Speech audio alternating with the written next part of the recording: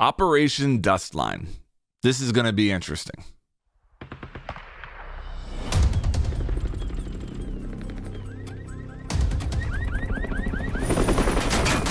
Tango spotted. Mounting rifle shield.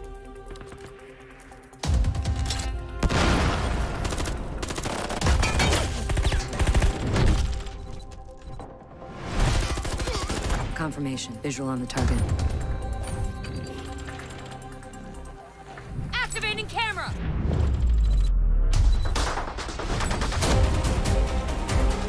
Tango in my sights.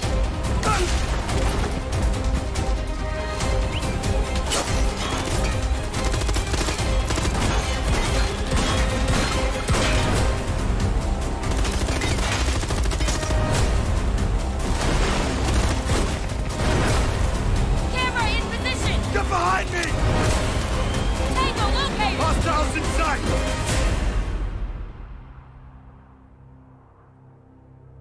What is up, everybody? I am Get Flanked. Welcome to episode 2 of the history of Rainbow Six Siege.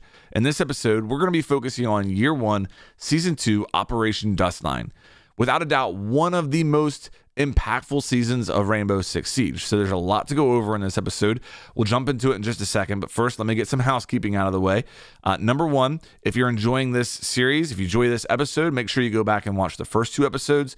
Episode 1 focuses on the launch of Rainbow Six Siege. Episode 2 is about Operation Black Ice.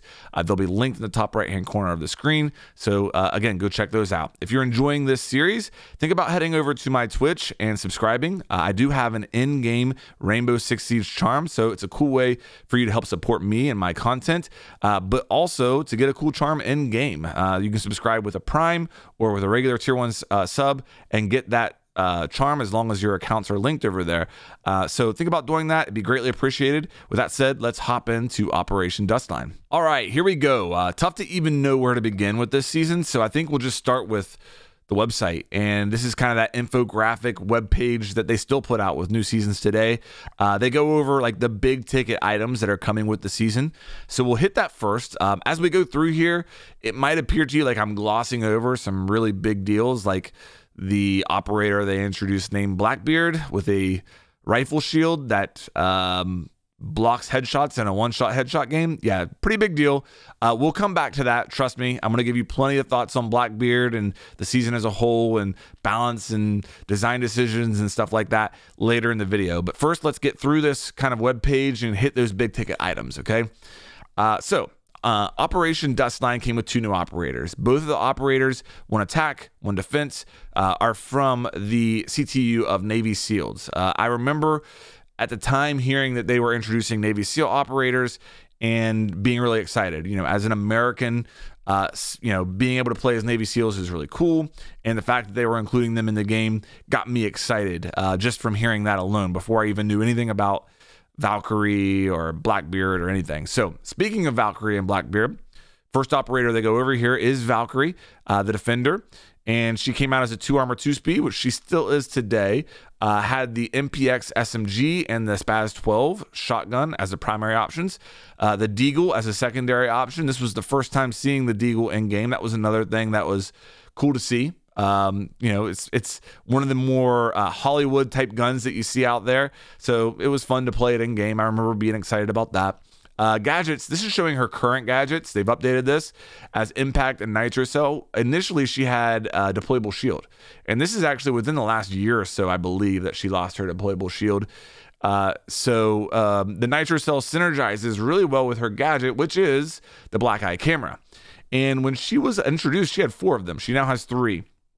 But one thing I'll call out here, I've never played a lot of Valkyrie, and it's been well documented that Valkyrie is not one of my favorite operators. But when it comes to her design, one thing I want to call out is the decision to make her individual camera sticky and able to be thrown. That might sound obvious because that's the way she's always been. But if you go back to like her concept, I think it would have been very easy for them to design an operator that had cameras that you mounted very similar to like the bulletproof camera. But if you think about how much that would have limited her as an operator, the decision to make them sticky and able to place literally anywhere just allowed the player to have so much more creativity with her, allowed them to be thrown outside, which, I might argue was a bad decision. But either way, you have to kind of commend that design of her. And although I don't like Valkyrie personally, I do recognize that she is one of the most significant and better operators that have ever been introduced into this game. So moving on here, Blackbeard. Blackbeard, Nerf Beard, and we'll go into why he earned Nerf Beard maybe a little bit later here. But Blackbeard was introduced with the MK17 CQB AR. That is the SCAR, the SR25 DMR. Both of these weapons have been nerfed, and these weapons have been meta at different times, both of which were stronger at this time when they were released than they are now. And he also had the Deagle gadgets showing breach, charge, and stun. I remember him having Claymore, so I'm pretty sure this has changed a couple of times in his life. So yeah, I remember him having Claymore. I think he originally launched with like Claymore and stun maybe. 2 armor, 2 speed, and unique gadget is that rifle shield. So the rifle shield, again, we'll go into more on that later.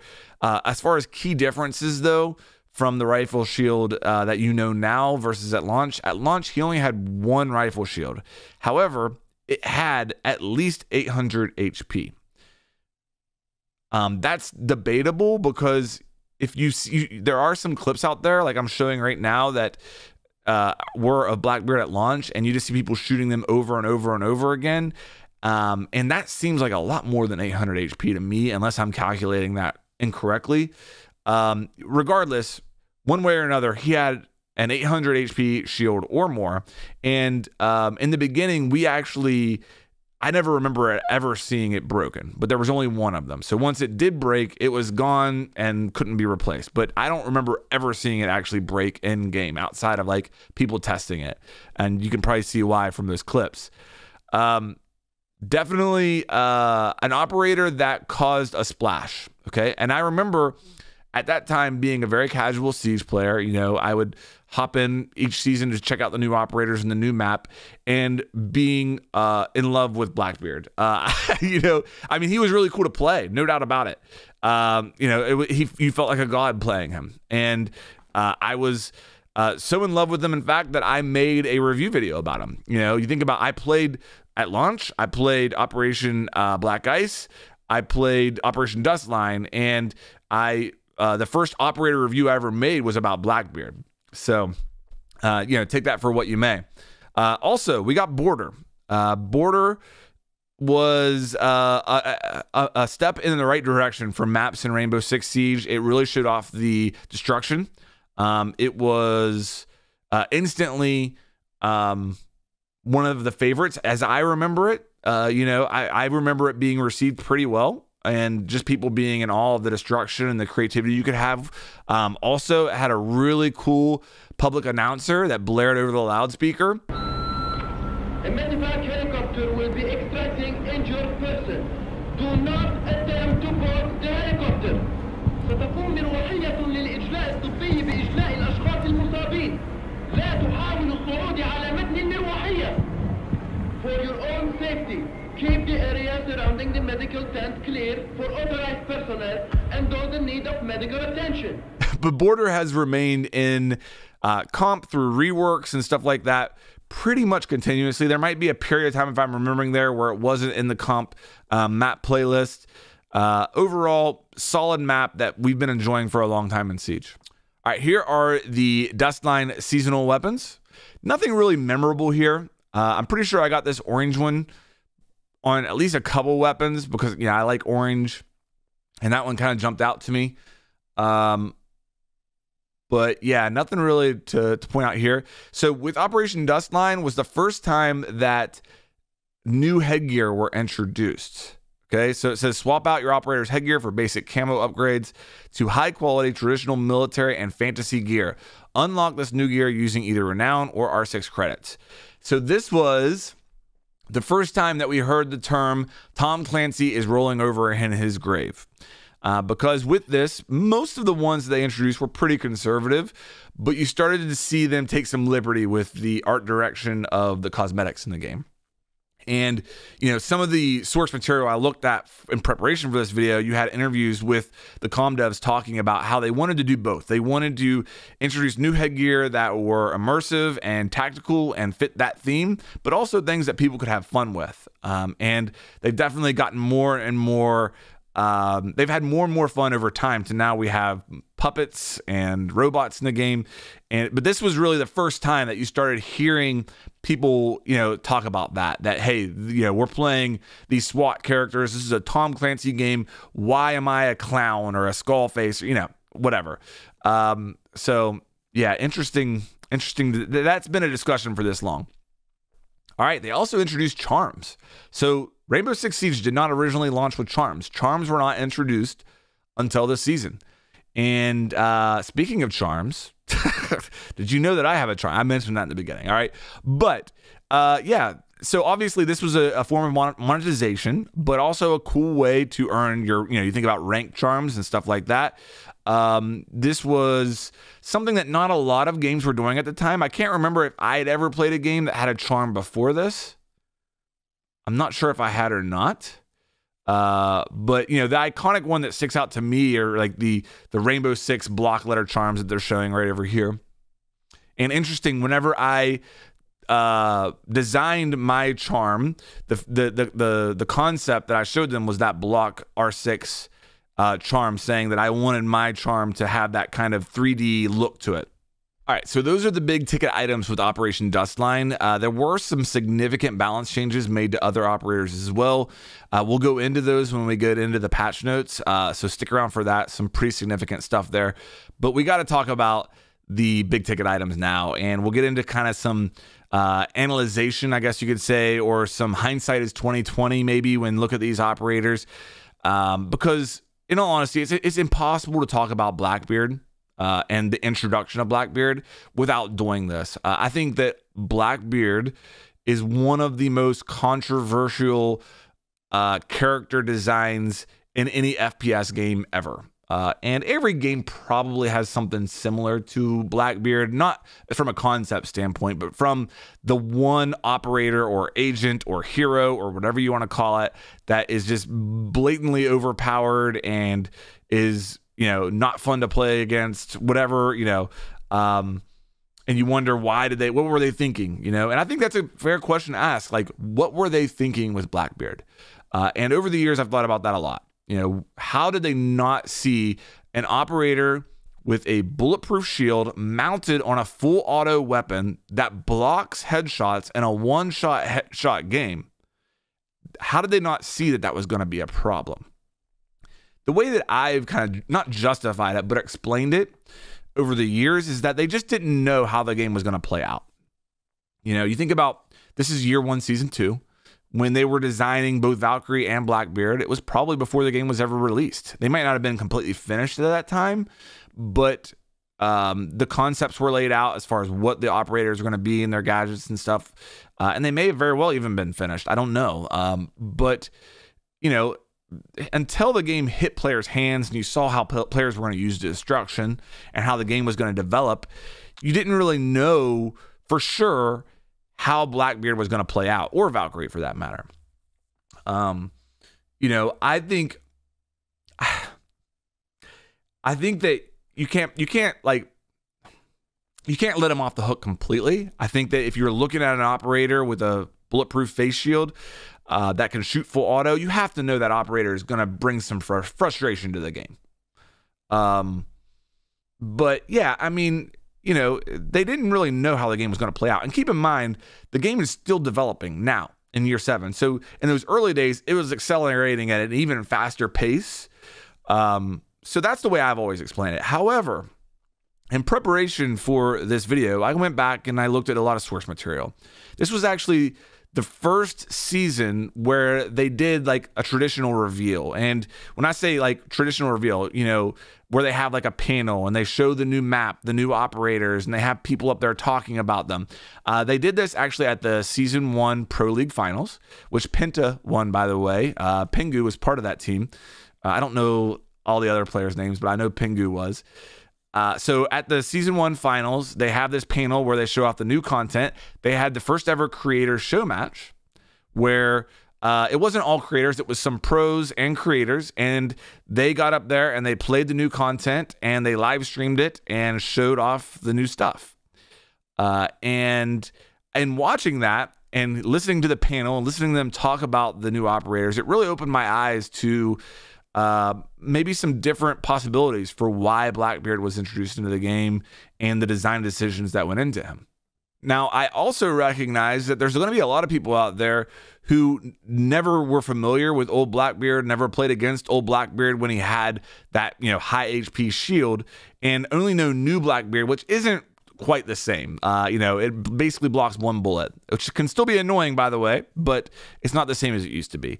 So I think really to demonstrate that, let me show the first round from that show match. This is Serenity, one of the OG Siege content creators, awesome player, somebody who I really looked up to in the early days of Siege content creation.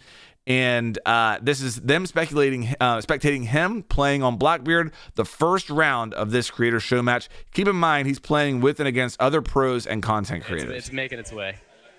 Come on. Making my way downtown. Come on. Walking fast. Faces pass and I'm homebound. Oh, I'm not. Who am I? And now ESL's gonna get a copyright strike. Just click as much as you can. I don't want to be Monte. Are we all recruits? Probably. Alpha doit trouver et désarmer les bombes. Yay. My tab isn't even working. Yeah, my tab doesn't work either. It's still beta build. Yeah, right. Alright, we're good. They'll fix this before it comes So out. just go with it. Upstairs. Upstairs? Yeah. Alright. Keep your drones, we're gonna need them. I don't know where he is. How big is this map? It's like here for size. My fucking keyboard just keeps like randomly jumping without me even touching anything. Yeah, try to keep it PG. Yeah, okay. Alright. That's good. Il reste 5 secondes. Okay, I'm gonna try to repel on those windows with Blackbeard. You just try to flank them. Oh god. Recruits for the win. Let's do No, it. not recruits. Nah, you got this. I got this. We got this. I'm Montaigne. Hey, someone wants the diffuser? I don't want to risk it. There you go. Bataillons ont lâché le désamorceur. Le désamorceur Who's recruit? est par Alpha. Every door, like big door in, is a hallway pretty much. Alright, let's get the cameras first. Got 2 of them. You guys know how many? I got 1, so yeah, there's 3 outside, I'm pretty sure. Northeast, northwest, and southwest. Those are all the cameras. You want to put a breach on it? Yeah.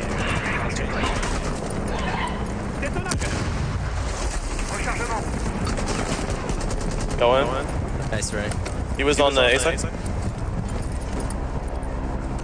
My guy literally doesn't know how to. Okay, I need a drone here. Cover me. He might go outside.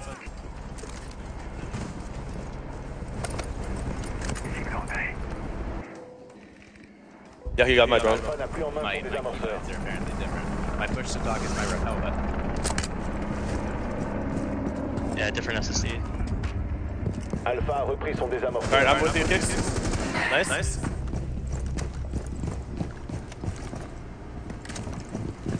Let's try to go upstairs on the A side. There's something on the right side. I've got them on me. I've got 2 on me. Sure. Yeah, Serenity, you gotta come over here and peek this corner. I got 2 on me right now. Oh, you're other side. Just like top Le of stairs. peek désamorceur corner. d'Alpha a été abandonné. Okay, sure. Les assaillants ont récupéré le désamorceur. I don't see much. I don't know where I'm going, man. This is like I can't even find the sites. Yeah, just go on the A side. Okay. I can hear them laughing. It's so BM. All BMs. Not surprised. There's one in the site. How do you get into that site? There's windows, hallways. That's all. Yeah, it looks clear. Check on left side, and then we can go on the room on the right side.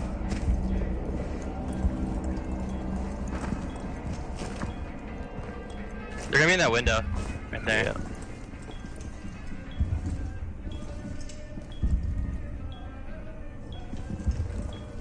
Okay, I can hear one on A side. I'm pretty sure B is clear. I don't have a drone. Can you cover me? Can you come and plant the bomb, actually? Me? Yeah, hold on. Yes, yes. I'm gonna reach over here and make some noise. Got two. Come. Come on. Cover. I don't know on which side he is. I don't know what to do.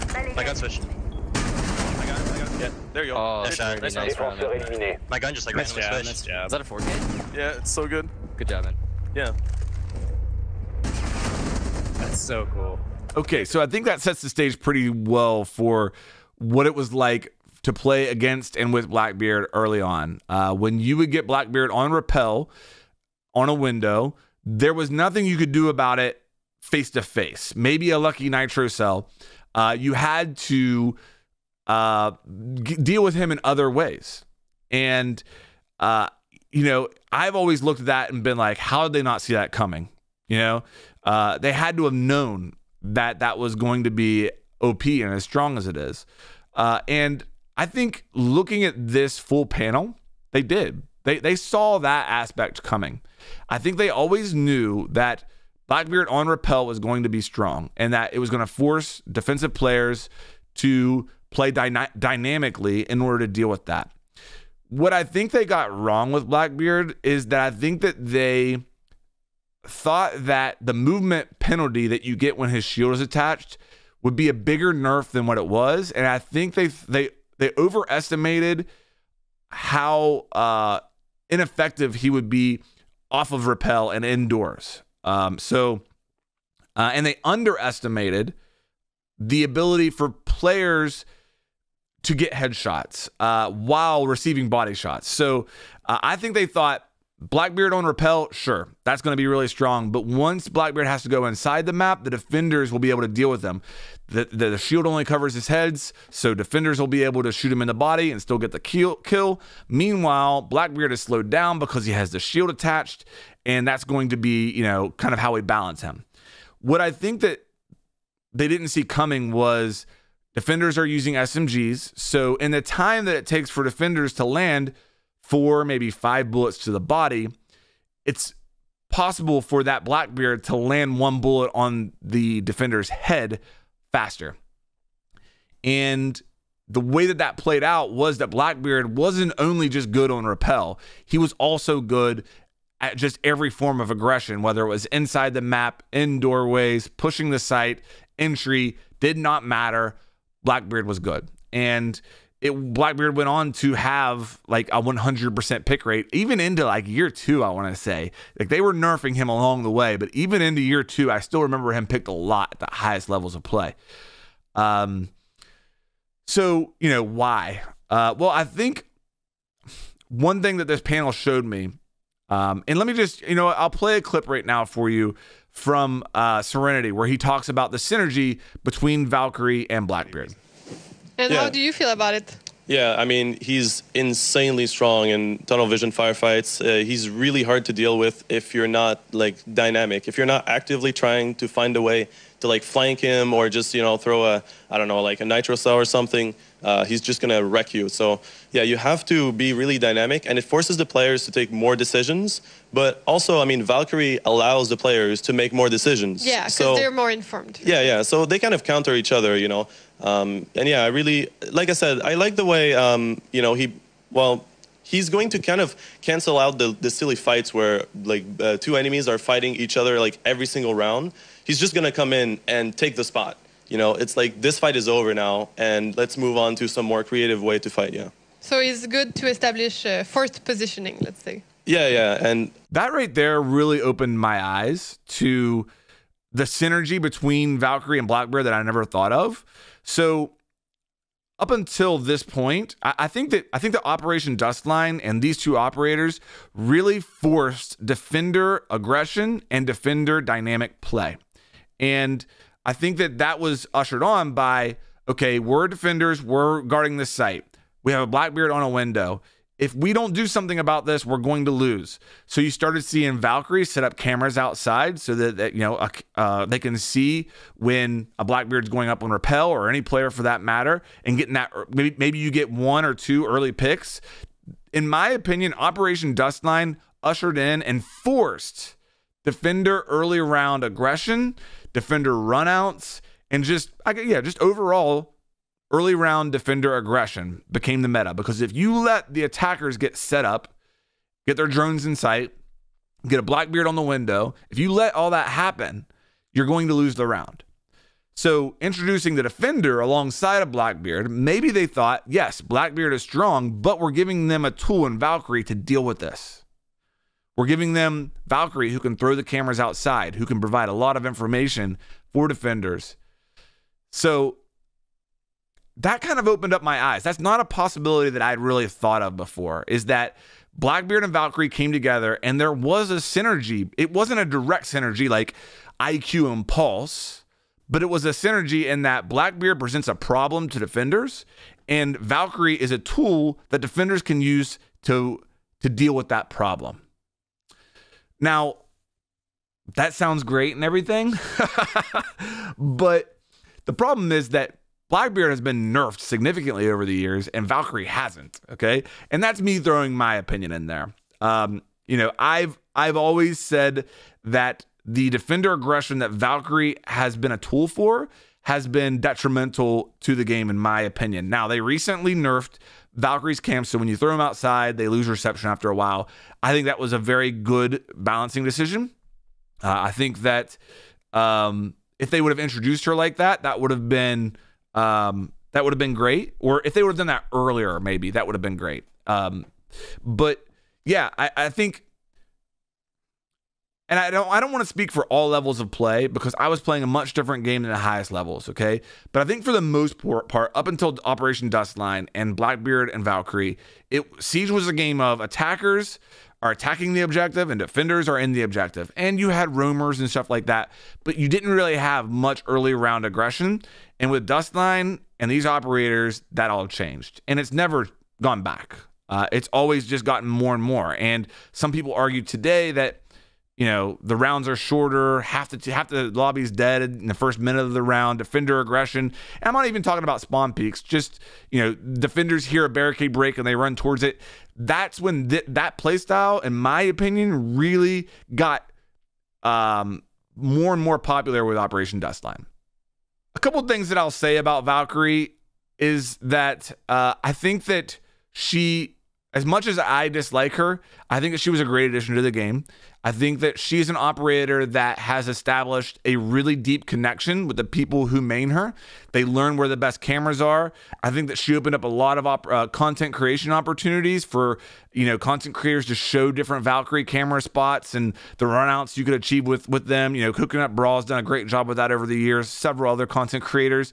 Valkyrie mains are operators that have taken the time to learn a very complex and in-depth operator that I respect. I respect them a lot. And I think that that Valkyrie is a great operator that I just don't like. I hate dying to somebody who has information on me and that I don't know they have that information. That's my biggest problem with Valkyrie. But with that said, I recognize that's just my opinion and that overall she was a great addition to the game. Okay, before we get into the patch notes with Operation Dustline, I need to call out two more participants in that creator show match other than Serenity. I was really shocked whenever I looked at this footage and noticed that both Kickstar and Icy Cat were on the same team as Serenity in this show match. I believe that Kickstar was there as a pro competing with Orbit, and Icy Cat was invited there by them as a content creator to play test or just to be in this creator show match. In case you're not familiar, Kickstar and Icy Cat are legends in our scene and are both people that we lost way too early. And that our community has never been the same since losing them. And yeah, we lost Kickstar in 2021. We lost Icy Cat in 2020. And you know, seeing them both there playing together was it was shocking to see. It really hit me. It really did. And it kind of reminded me just how big of legends they were within our scene and how they've been here since day one. You know, Kickstar after this would go on to be a caster.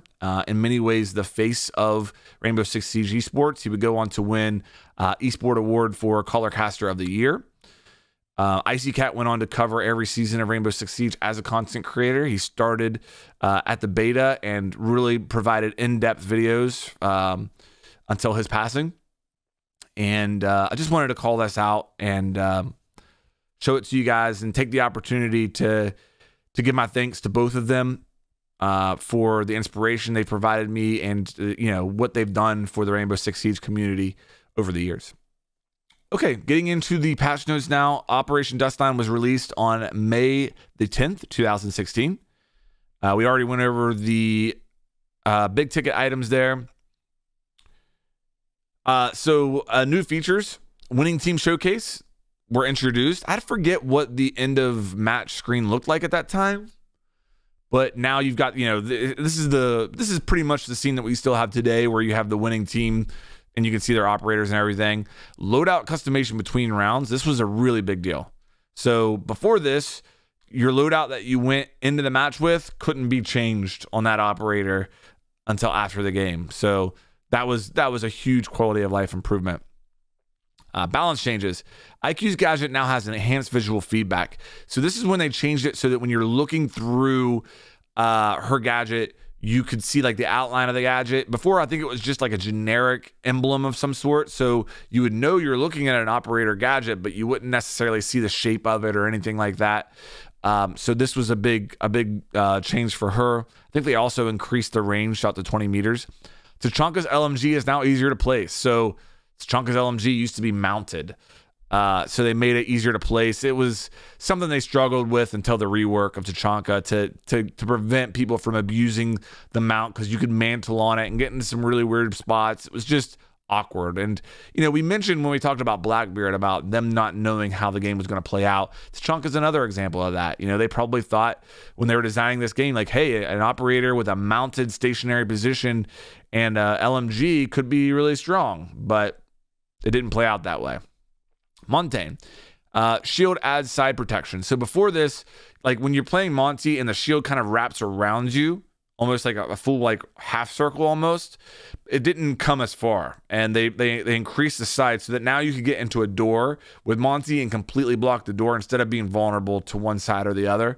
It really was a significant debuff to Monty and allowed you to play him more effectively. They removed Frost Nitro Cell. So they had already nerfed her shotgun. Now they're removing her Nitro Cell. Basically, Frost, when she was introduced, was very, very strong between the gadget and the shotgun. So they're nerfing her. Buck gets grenades and reduced recoil, but his shotgun loses range. We're removing Buck's briefing charges due to the increase of Buck's shotgun destruction radius. Instead, we're giving him frag grenades, which we think will make him a more aggressive offensive operator. We're reducing the horizontal variation on the recoil for one of his primary weapons, the C8. That means that when you hold fully automatic fire, the gun will move a little less in the left and right direction. We have slightly reduced underslung shotgun's effective range by 2 meters. So, you know, they took away the lethality, but buffed the primary recoil. Thatcher's EMP gets a range and reduction. They reduced it from 7 meters down to 5.2. That's crazy. When you think about it used to be 7 meters. That's significant. Sledge swaps breach charges for stun grenades. So yeah, I mean, it didn't make sense for Buck and Sledge to both have breach charges when they have, you know, gadgets that can do destruction. So this makes sense. Thermite swaps frag grenades for stun grenades. So Thermite used to have frag grenades. And at this time, Thermite was maybe not the best, but the most important operator on attack. Think about it. He was the only hard breacher in the game at this point. So if he died, there's no hard breach. And the fact that he had frag grenades probably wasn't needed because he's already an operator you're going to bring every round anyway. Recruit. FBI SWAT Recruit Shield loadout will now have heavy armor. So it used to be you could play Recruit Shield and be a 2-speed, basically. Recruits were meta at different points in this game's life, by the way.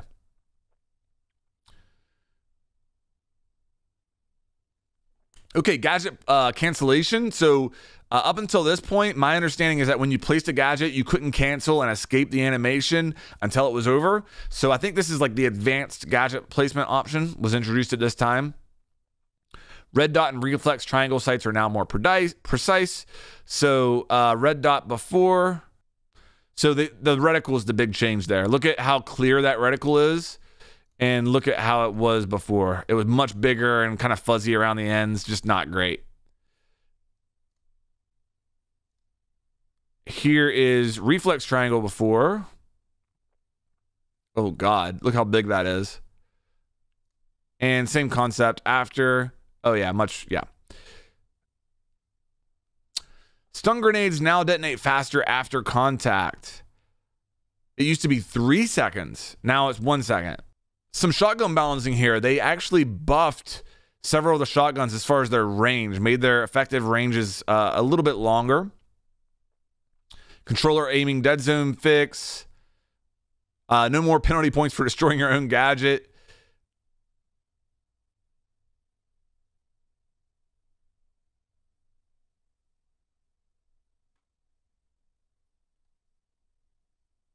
All right, this is where they introduced the ranked charms.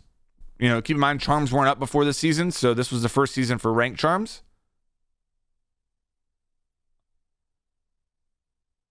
They were still working on the ranked matchmaking. Placement matches were 10 instead of 5. You lose renown penalty when you have the ranked abandon. A bunch of game optimization and graphics. Visual improvements. Yeah. Toxic behavior they're still working on. Ban escalation. Bans for toxic behavior. Talking about PvE, so T-Hunt stuff here. Okay. Moving on to the next patch, which would have been 3.1. Just bug fixes. Nothing really substantial there. Let's look at 3.2. All right. So they're already messing with Blackbeard here. This was released May 31st. So is that what?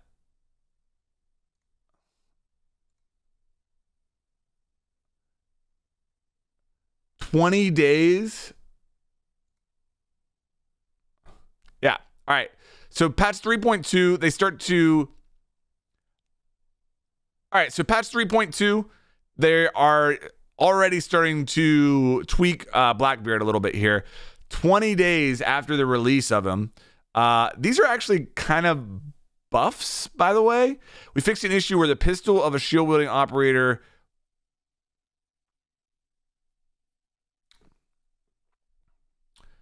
All right, so patch 3.2, they're starting to tweak with Blackbeard a little bit here by disabling auto reload on Blackbeard's primary weapon. So, like every other operator in the game, when you run out of ammo, it'll automatically reload. With Blackbeard, they recognize like if you're on rappel, you might not want to move and get that shield out of the way, which would result in you being exposed. So with Blackbeard, when you would go completely empty, you would just hear the click. And I remember how strange that was the first time I heard it. But it wasn't like that originally. This is when they changed that. Some more gameplay optimization. Lots of bugs with Valkyrie's camera. They work on Valkyrie's cameras for a long time in this game. All right, patch 3.3. This was June 21st. Shield charms are now available. Okay, so operator balancing. Let's read this. Both changes were made because the operator's gadgets are relatively underwhelming, and win-loss ratio and pick rate for these two were well below average. For example, Capcan had the 4th weakest win ratio and 2nd lowest pick. Mute had the 5th lowest pick rate and 2nd lowest kill death average and 2nd lowest win rate.